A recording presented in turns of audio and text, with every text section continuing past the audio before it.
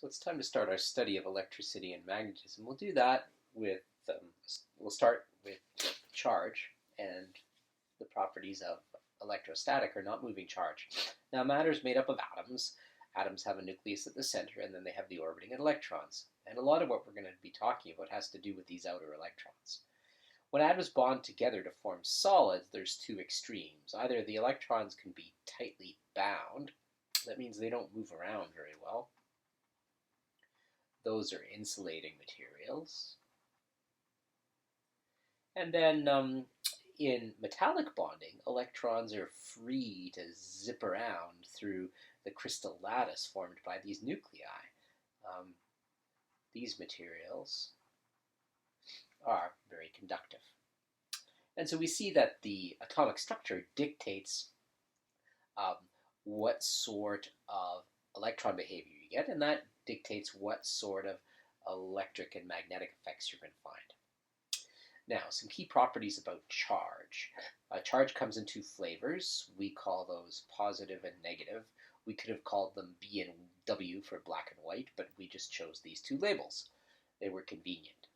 The units of charge are coulombs, coulomb, and we use the letter Q for charge. Now, why do we use Q? Well, probably because charge is quantized. What does it mean to be quantized? It means that charge is like money. You see, with money, there's a smallest unit of money, the cent. I suppose it's disappeared now, but nonetheless, we can imagine, a few years ago, the smallest unit of money was the cent, and any larger amount of money could be broken down into cents, but no further. Well, with charge, it's the same thing. The smallest charge is called the fundamental charge, and it's given a symbol little e. And that's the smallest charge you can get. And any bigger charge, Q, must be a certain number, n, of these fundamental charges. So this just says charge comes in certain multiples of a discrete smallest unit. That's what it means to be quantized. So charge is like money. So as an example, let's find the number of fundamental charges. That means what is n? How many of those charge pennies do we have if we have a particle that's got this much charge on it? Now, 2.5 mu, mu is micro, and micro is a metric prefix, micro, that means times 10 to the minus 6. So that's micro. You get micrometers, micro grams, and in this case, microcoulombs. Okay, so that is the charge in the particle, and we want to know how many fundamental charges is that. Well, there's the charge quantization, if you like, equation. And so this enables us to solve for the number of fundamental charges in this particle. Now, before we did this, I should ask, do you think 2.5 microcoulombs is a big charge or a small charge? First glance, it looks pretty small, right? It's times 10 to the minus 6 coulombs. But when we do this calculation, we find that it's actually a really big charge because there's a tremendous number of fundamental charges there.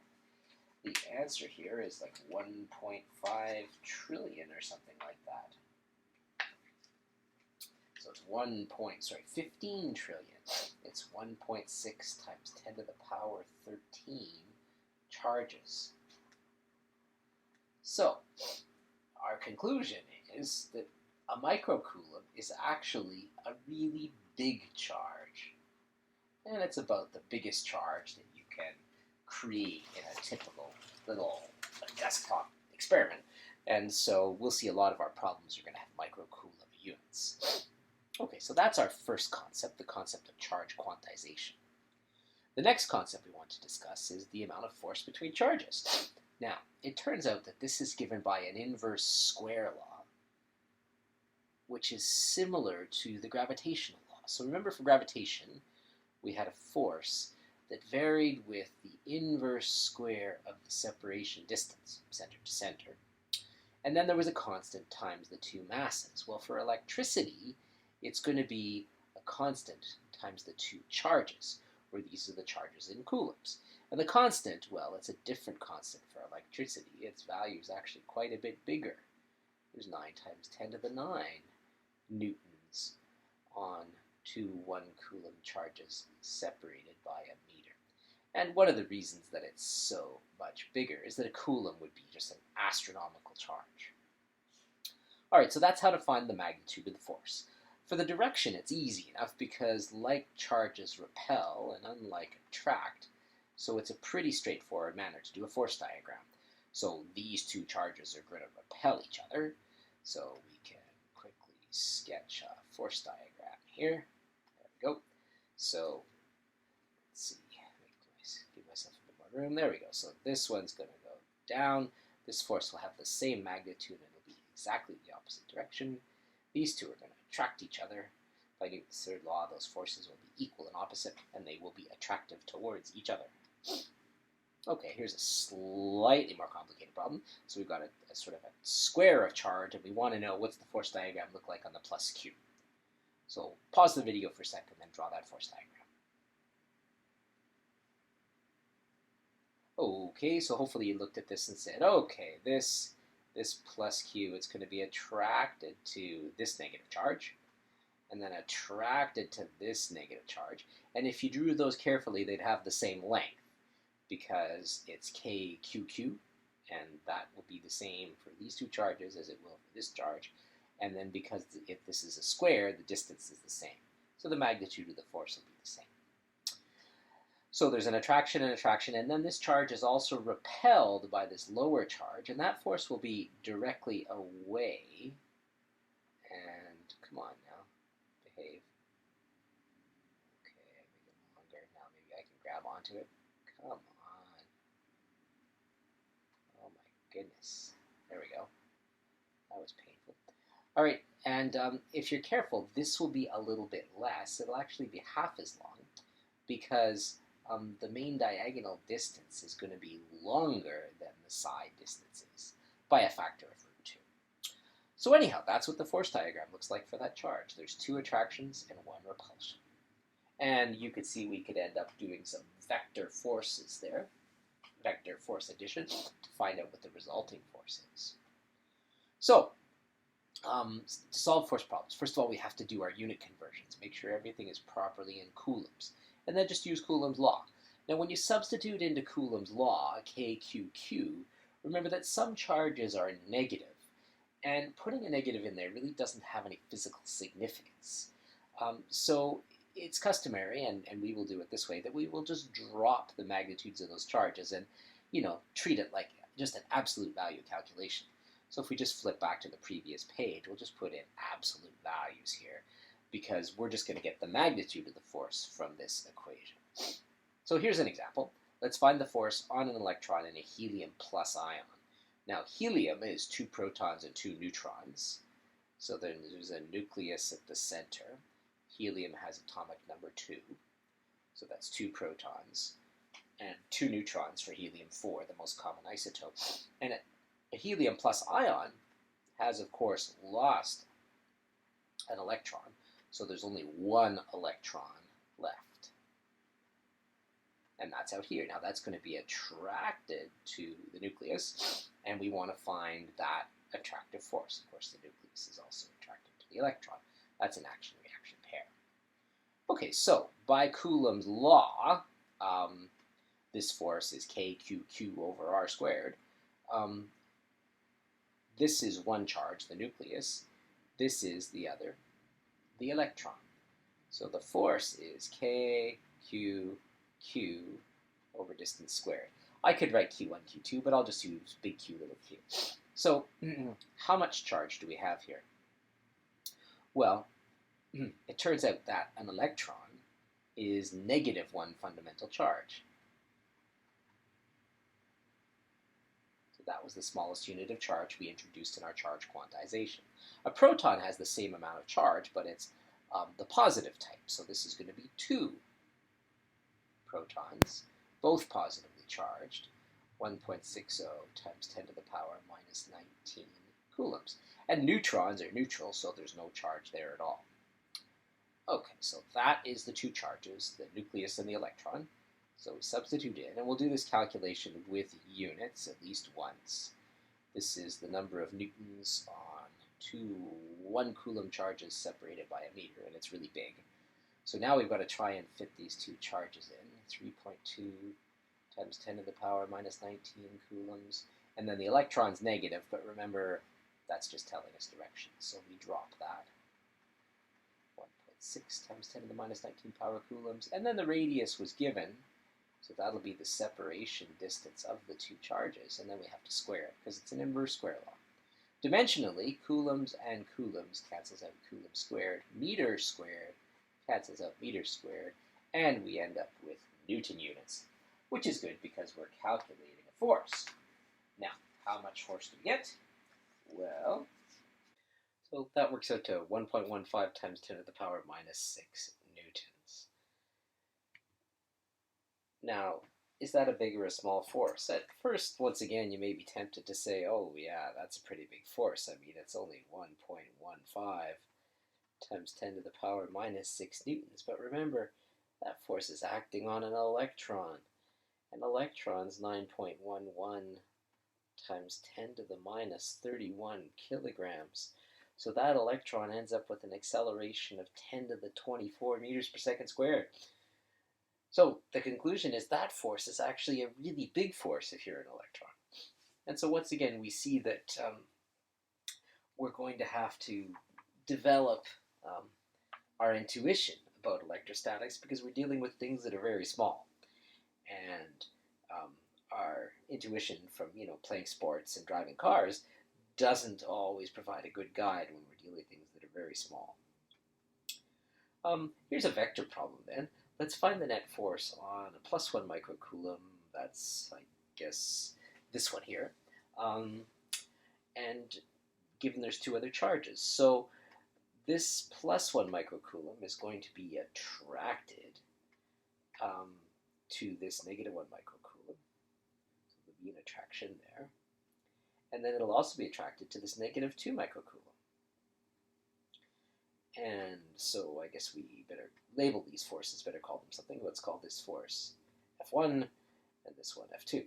Now we'll find both of these forces using Coulomb's law. So KQQ over distance squared, KQQ over distance squared. So this first force is between charge 1 and charge 2. I guess we can sort of label them, right? 1 and 2 and 3. So I guess really we could call this F12, force between charge 1 and 2, and we could call this one F23 maybe. That might be a more precise way. So this is the force between charge 1 and charge 2, and this is the force between charge 2 and charge 3. Okay, so this would be 9 times 10 to the 9. Now here, these charges are microcoulombs. So micro, remember, is a metric prefix, means 10 to the power negative 6. And so this is positive 1 times 10 to the power negative 6. And this is negative 2 times 10 to the power negative 6. So those are the charges. So Q1, Q2, remember, absolute values, so the fact this negative 1 won't affect our calculation. A microcoulomb negative, a microcoulomb positive, and the distance is 20 centimeters or 0.2 meters all squared. So we calculate that force, and then another similar calculation here. So this is the force between charge 2 and charge 3, so 9 times 10 to the 9. Charge 3 is 2 microcoulombs. Charge 2 is again a microcoulomb. And now the distance is 10 centimeters or 0.1 meters squared. So let's work out those. How much force do we have there? The first one is 0.225 newtons. And we see that is to the left or the west or the negative direction. And then this other one is 1.8 newtons. And that is to the east or in the positive direction. So the result then is 1.8 minus 0.225 is 1.575 newtons in the positive direction. Now, let's think for a moment about why we ended up with a net force that was to the east. I mean, there were two force vectors here. They were opposite. Why did this one win? There's two reasons why this force is larger. And you'll notice that I strategically drew this arrow as being longer. It's not really to scale, I suppose. If it were to scale, this one would be pretty short by comparison. So why did this one end up so large? Well, there's two reasons. First of all, the force 2, 3 is much bigger than the force between charge 1 and 2. Why? Well, because Q3 is bigger than Q1, and it's also closer, oops, that doesn't look good, it's closer to that second charge. So there's two reasons why this force is bigger. First of all, the distance is smaller, and second of all, it's an interaction between a 1 microcoulomb and a 2 microcoulomb. There's twice as much charge doing the pulling. So now let's ask another related question. Okay, so those two forces, there was a net force to the right at this point right here. So the resultant force was to the right. Where might we find no net force on a 1 microcoulomb? We know here at point D there were two forces, right? There was an attraction here that won out over this attraction. So the resultant was to the, and I'll just draw the resultant in a different color, blue maybe. The resultant here was to the right. How about these other points, A, B, and C? Well, we know we have to get farther away from this charge. So, each of these points looks like they're farther away. Would they work? Would there be cancellation there? Think about that for a moment. Okay, so hopefully you've pondered that for a moment and realized that there's only one place where these forces might cancel out. It's true that over here, say at A, you're much closer now to this smaller charge. But notice at point A, if we put a +1 microcoulomb there, that both of those force attractions are now in the same direction. So there's no way they'll cancel out. At point C, if we put a positive charge, it'll be attracted to this one and attracted over here to the 2 microcoulomb. But again, there's no way for those two vectors to cancel each other out. The only place the two attractions will cancel each other out is at point B. Now you're closer to that smaller charge. So this force can be equal to this force, the attraction from the bigger charge. At point B is the only place where those two forces can cancel out. So we need to be closer to the smaller Q1 charge. The other places, A and C, those force vectors can't possibly cancel each other out. Just because the vector directions are not opposite. So I'll add that here. I'll say the vectors are opposite to each other. And consequently, they can cancel each other. Okay, so that's the concept of electric force. Now, a related concept is the concept of a field. Now, if you think back to our study of gravitational force, we said that, okay, this planet, this big M, it creates a field around it. It affects space. So that if you put little m in that field, then little m is going to feel or experience a force. Now, the gravitational force was G big M little m over distance squared. And we identified these first three terms here. We said, aha, that's got to be the gravitational field. If we compare it with mg, right, we can see that this thing, g, has got to be this. We can also say as a ratio that the gravitational field is a ratio of force over mass, so it has units of newtons per kilogram. And so we can calculate the gravitational field a certain given distance away from the Earth. So in this case, it's 8,380 kilometers from the Earth's center. So we need need to look up the mass of the Earth here. It's 5.98 times 10 to the power of 24. And then we divide by the distance.